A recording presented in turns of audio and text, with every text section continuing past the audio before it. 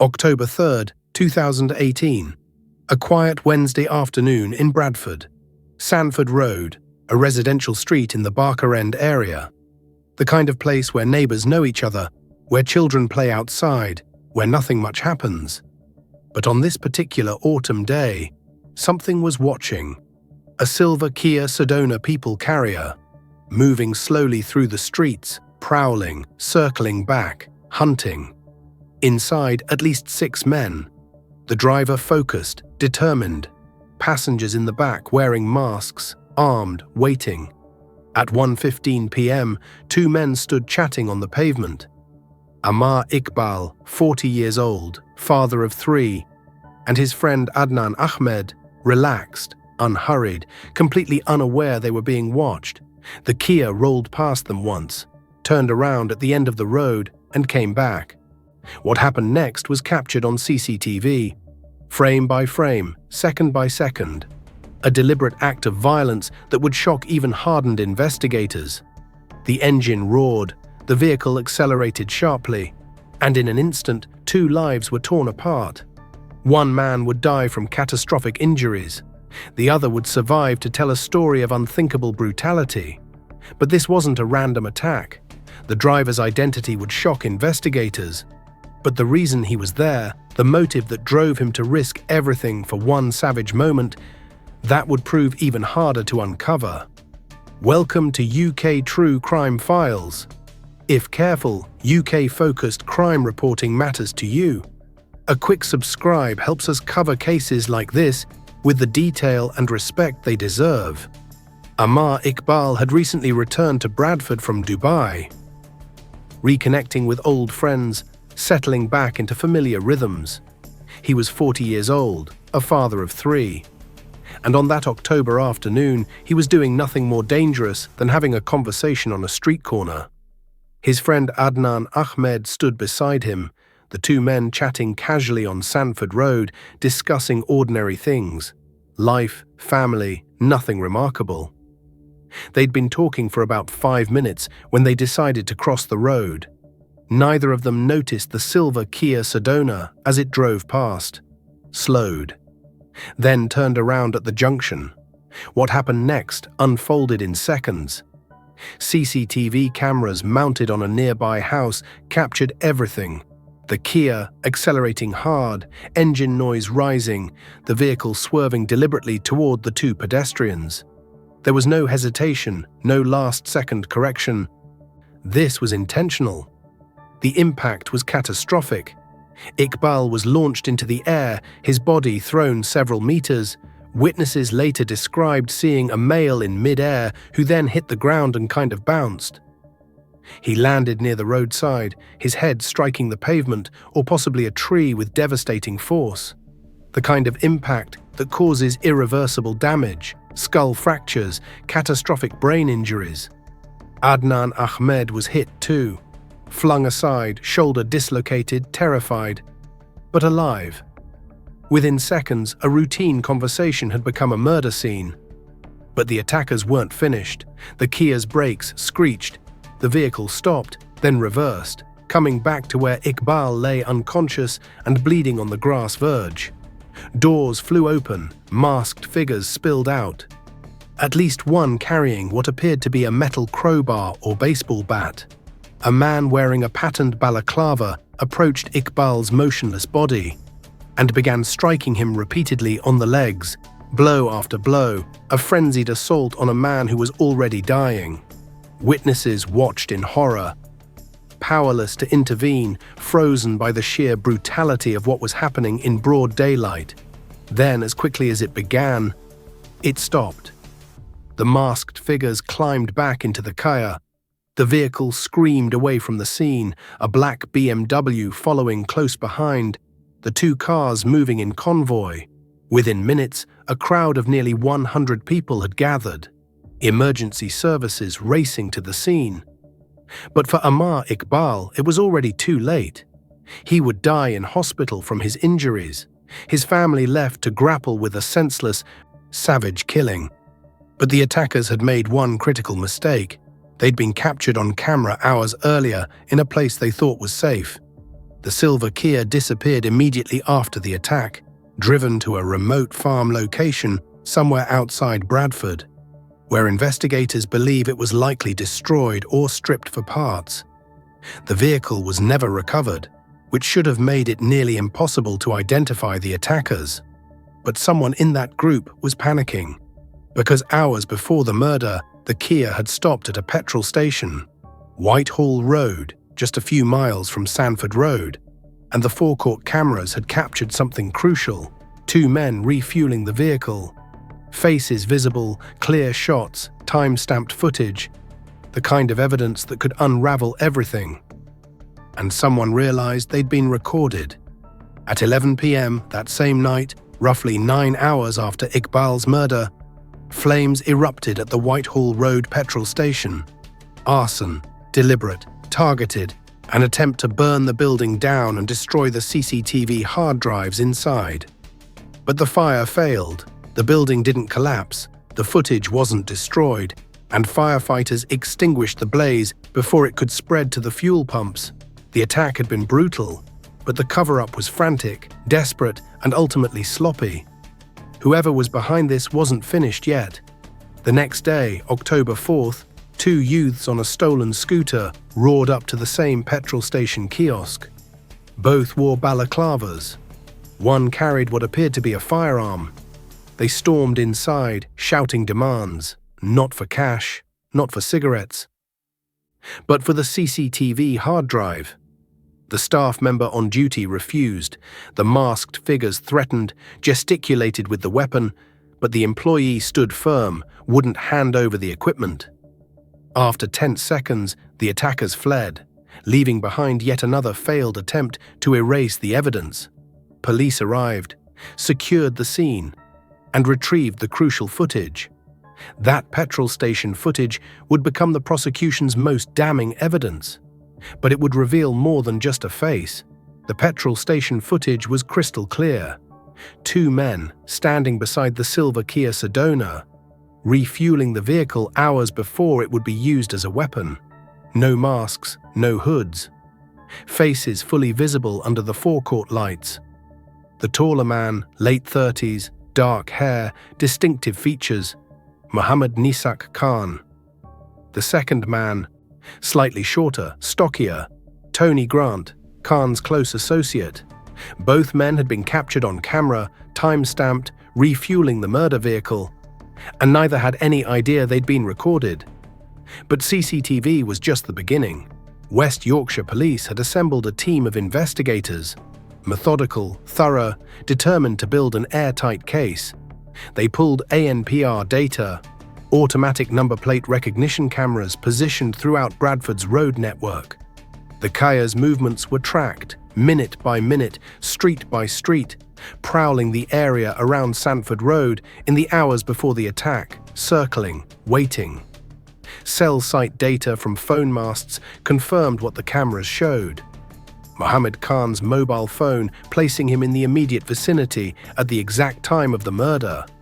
Tony Grant's phone, the same pattern, the same location, the same timeline. 2 phones moving in tandem, coordination, planning, intent. Then came the physical evidence. On the night of the murder, police stopped a black BMW, the same vehicle seen on CCTV following the Kia away from the scene. Tony Grant was driving. Inside the car, officers found what can only be described as a mobile weapons cache.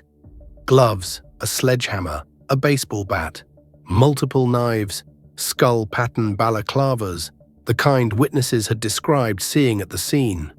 DNA testing confirmed what investigators already suspected: genetic material linking the items directly to the attack.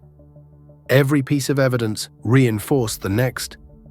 CCTV placing them at the petrol station, ANPR tracking their movements, cell site data confirming their presence, DNA tying them to the weapons.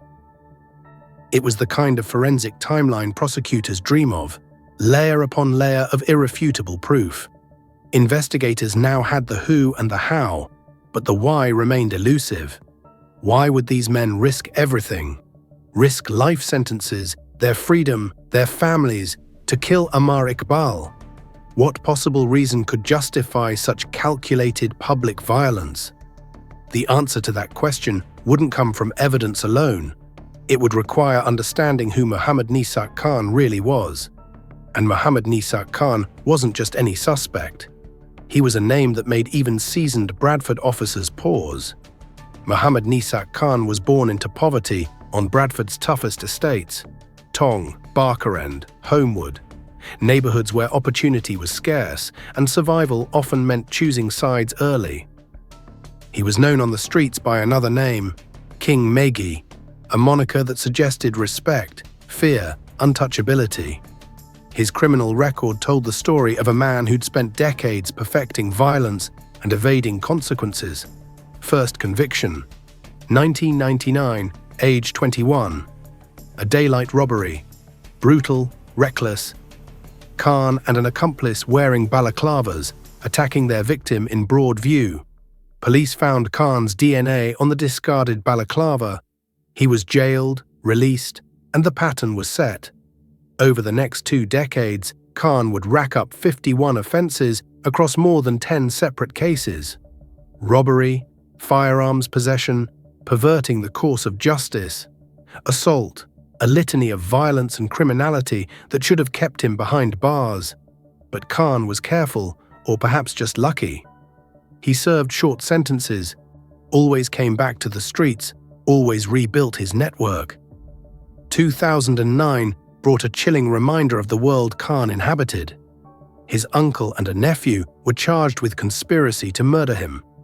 A plot that was never carried out, suspects who fled the country before trial. Even within his own family, Khan wasn't safe. Trust was currency, and betrayal was always a heartbeat away. 2011. 30 months for a fray, a violent confrontation that landed him back in prison. Released in 2013, and this time Khan came out with a plan. He surrounded himself with a tight crew. Tony Grant at his side, enforcers who followed orders without question, a network built on loyalty enforced by fear. His specialties, Class A drugs, heroin and cocaine, moving through Bradford's estates in multi-kilo shipments. Firearms for enforcement, and calculated violence to maintain control. By the mid-2010s, Khan had built a reputation as untouchable. Police knew his name, but arrests rarely stuck. Witnesses rarely talked, and Khan walked Bradford's streets with impunity. But in 2017, something shifted. Khan met with Yasser Yaqub, a well-known Bradford figure. Just days before Yaqub was shot dead by police during a motorway stop. Street rumors began to circulate. Whispers that Khan was a grass, an informant, someone who'd cooperated with police. Whether those rumors were true or not didn't matter.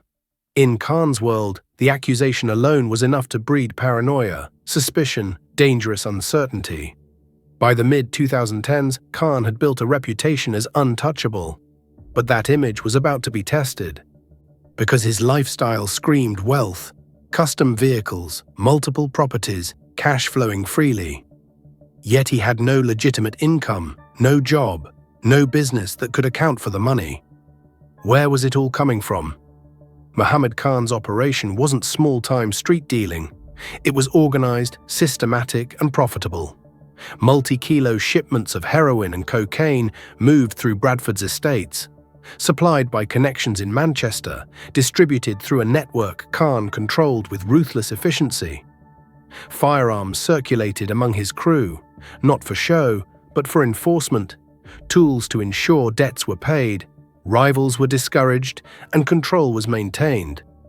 Violence wasn't random in Khan's world. It was strategic, calculated, a business decision, and the money that flowed from all of it.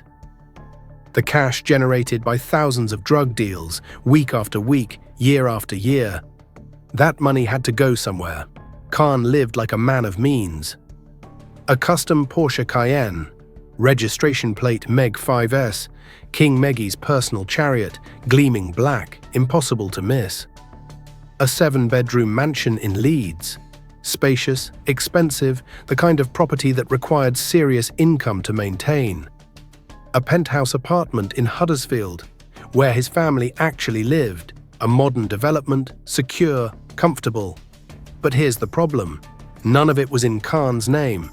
The Porsche registered to a shell company. The properties, owned through intermediaries, hidden behind layers of paperwork designed to obscure the true beneficiary.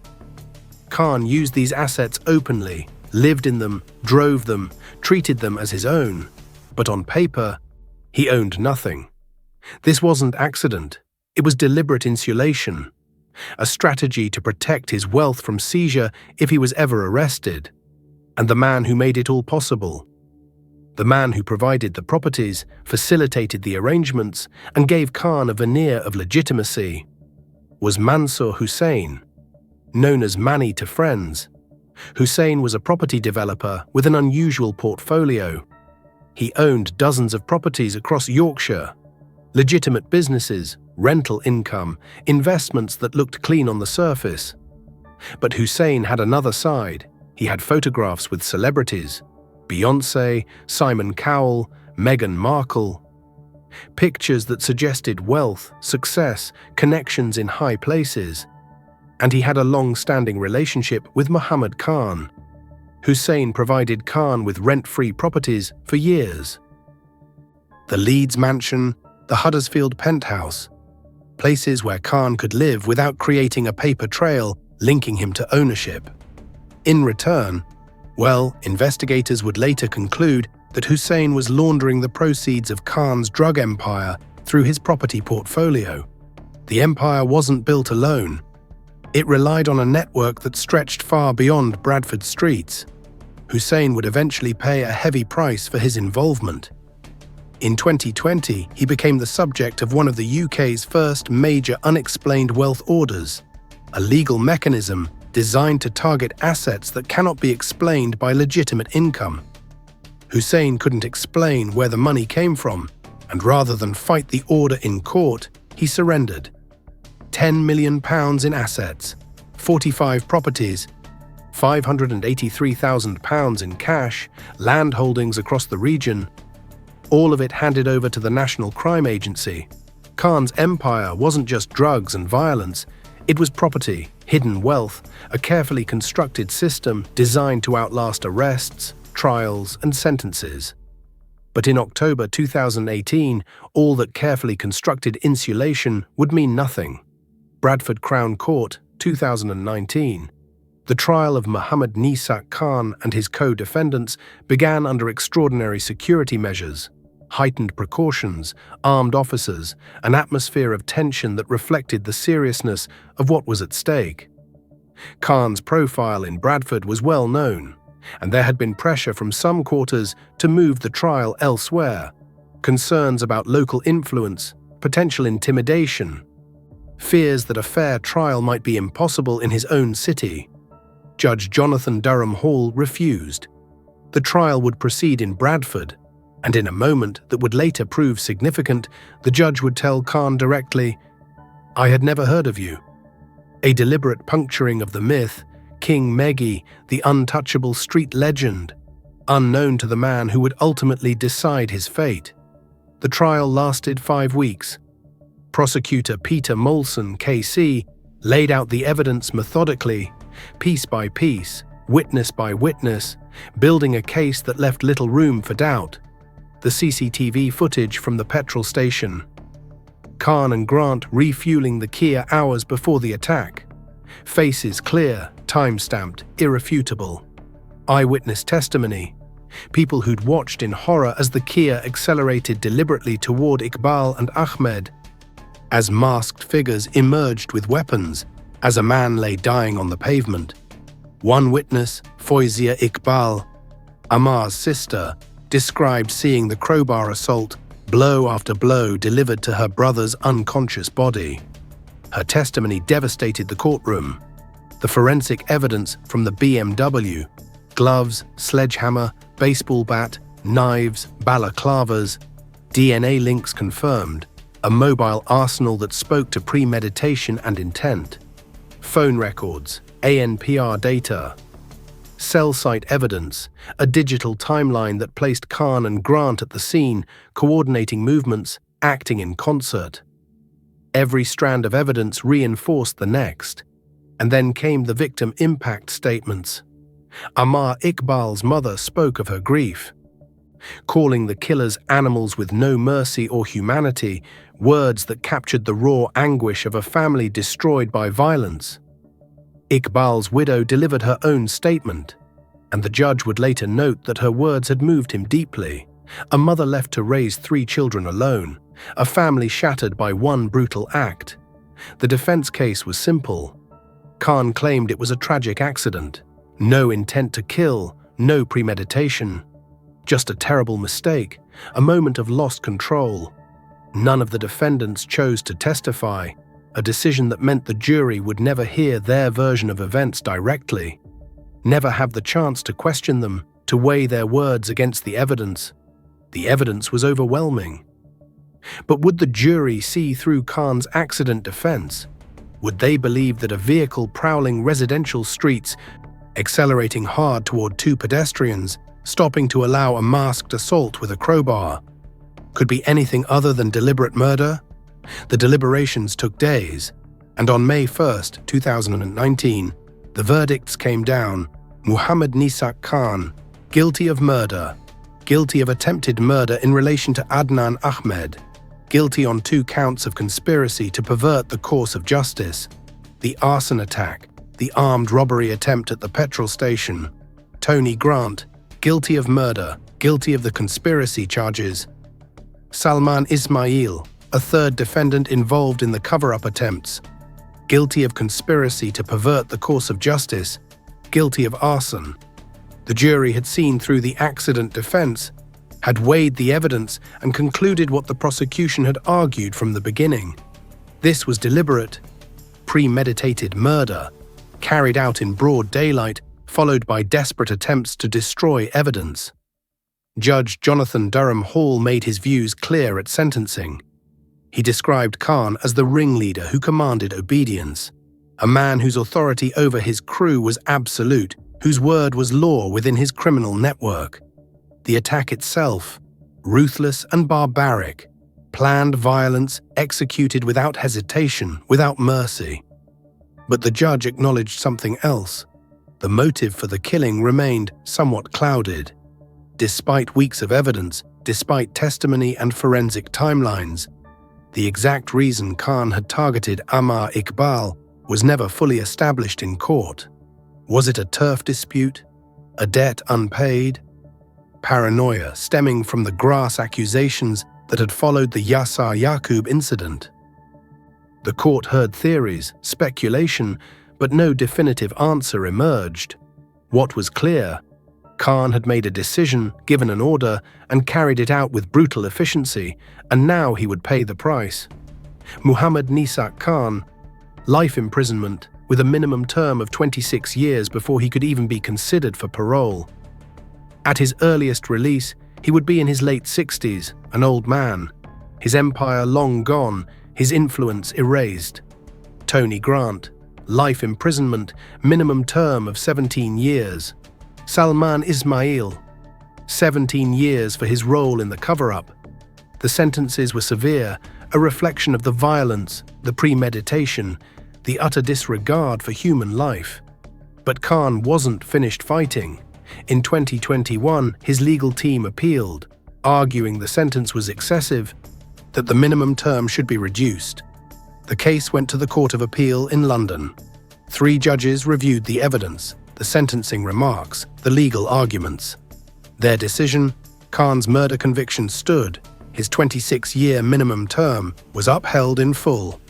Grant and Ismail saw minor adjustments to some of their conspiracy sentences, technical legal points that reduced their overall terms by small margins. But for Khan, nothing changed. The murder conviction was solid, the sentence was appropriate, and his time behind bars would not be shortened. The courtroom verdicts were decisive, but the consequences would extend far beyond prison walls. Because while Khan began serving his sentence in a high-security facility, another agency was already closing in. targeting the one thing he'd protected most carefully. His wealth. January 2021. The High Court in London granted orders that would strip Muhammad Khan of everything he'd accumulated over decades of criminal enterprise. The National Crime Agency, the UK's lead agency for tackling serious and organised crime, had been building a civil case against Khan's assets while his criminal trial was underway. And now they were ready to strike. The target, over £800,000 in assets that Khan had used, controlled and benefited from, but had carefully avoided owning on paper. The Huddersfield penthouse, the modern apartment where Khan's family had been living at the time of his arrest, registered to a shell company, but investigators proved Khan had resided there for years, treated it as his home, all while paying no rent, generating no legitimate income that could explain such a lifestyle. The Porsche Cayenne, registration Meg 5S, King Megie's personal vehicle, gleaming and custom-fitted, again registered to a company structure designed to obscure ownership, but used exclusively by Khan, a symbol of his status on Bradford streets. Both assets, acquired with the proceeds of crime, used to project power and wealth, insulated from seizure through layers of legal misdirection. The NCA argued their case under civil recovery powers, a lower burden of proof than criminal trials, focused not on proving guilt beyond reasonable doubt, but on demonstrating that assets were more likely than not obtained through criminal conduct. Khan's lack of legitimate income made the case straightforward. No job, no business, no lawful source of wealth, yet a luxury penthouse and a high-end vehicle at his disposal. The court agreed. The penthouse and the Porsche were forfeited, seized, liquidated, the proceeds returned to public funds. But the NCA wasn't finished. They turned their attention to Mansour Hussain, the property developer who'd provided Khan with rent-free accommodation, who'd facilitated the lifestyle, who'd allowed the criminal proceeds to flow through his property empire. In 2020, Hussain became the subject of one of the UK's first major unexplained wealth orders, a relatively new legal tool designed to target individuals whose assets vastly exceed their known lawful income. The order required Hussain to explain the source of his wealth, to demonstrate how he'd legitimately acquired millions of pounds in property, cash and land holdings. He couldn't. Rather than fight the order in court, Hussain chose to settle. He surrendered £10 million in assets, 45 properties across Yorkshire, homes, commercial buildings, land, an empire built on laundered drug money, £583,950 in cash, seized from accounts and safety deposits, additional land holdings, all of it handed over to the National Crime Agency without further legal challenge. It was one of the largest single asset forfeitures in UK organised crime history. Andy Lewis from the NCA's asset denial team emphasised the importance of the recovery. Civil recovery powers allow us to target the proceeds of crime even when criminal convictions focus on specific offences. Criminals like Khan build empires on ill-gotten gains. We dismantle those empires, brick by brick. Detective Chief Superintendent Pat Twigg of West Yorkshire Police added, "We pursued Muhammad Khan for years. The criminal conviction was essential, but removing his wealth ensures his influence ends permanently. He won't return to the streets with resources to rebuild. The Porsche, the penthouse, the protection, all of it stripped away. Khan's carefully constructed financial insulation, the shell companies, the intermediaries, the property developer with celebrity connections. None of it survived scrutiny. The empire that had taken decades to build was dismantled in a matter of months. But what legacy did King Megie leave behind in Bradford? As of late 2025, Muhammad Nisak Khan remains in prison, serving his life sentence in a high-security facility, his 26-year minimum term unchanged. He won't be eligible for parole consideration until well into the 2040s, by which time he'll be an old man, his influence erased, his name a cautionary tale rather than a source of fear. Since his conviction, Khan has maintained a low profile. No high-profile appeals, no media interviews, no attempts to rebuild his mythology from behind bars. The streets he once controlled have moved on. Bradford's organized crime landscape hasn't disappeared. The 2025 West Yorkshire Police estimates suggest organized crime costs the Bradford district approximately £406 million annually. Drugs, violence, exploitation continuing in different forms under different names. But Khan's name, when it's mentioned at all, is spoken as a warning. A man who thought himself untouchable, who built an empire on violence and hidden wealth, brought down by one brutal decision on an October afternoon. The legal implications of his case extended beyond the courtroom. Khan's prosecution demonstrated the effectiveness of combining traditional criminal prosecutions with civil asset recovery, targeting not just the individual, but the infrastructure that supports organized crime. The Unexplained Wealth Orders used against Mansour Hussain set precedents, showing that facilitators, money launderers, and those who provide the scaffolding for criminal enterprises could be held accountable even without direct criminal convictions. For Amar Ikbal's family, the verdicts brought a measure of justice, but no real closure. His mother's words, "Animals with no mercy or humanity," captured the enduring pain of a family forever altered by senseless violence. His widow raising 3 children alone. His friends left with unanswered questions. The human cost of Khan's empire measured in grief that will last generations. The exact motive for the killing remains, as Judge Durham Hall noted, somewhat clouded. Was it a turf dispute? Had Iqbal been involved in something that threatened Khan's operation? Was it connected to debts, to the drug trade, to rivalries that existed beneath the surface? Or was it paranoia? Khan's growing suspicion after the Yasser Yaqub incident, the grass accusations, a mindset that saw threats everywhere and responded with lethal force. The court heard theories but reached no definitive conclusion. Some details remain subject to reporting sensitivities. Ongoing investigations, connected individuals, aspects of Bradford's organized crime network that extend beyond Khan's immediate circle.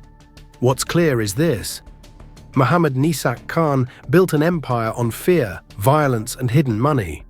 He walked Bradford's streets for years, believing himself beyond reach, protected by intimidation, by careful insulation of his assets, by a network that served him without question. One decision on an October afternoon brought it all down. The streets remember, the courts recorded it, and the victims' families live with it every day. King Meggie's reign is over, his empire dismantled, his wealth stripped away, his freedom gone. And the message to others who might follow his path: no amount of violence, no level of insulation, no mythology of untouchability can ultimately protect you from accountability. If careful, fact-checked coverage of serious UK cases matters to you, subscribing helps us continue reporting responsibly and thoroughly.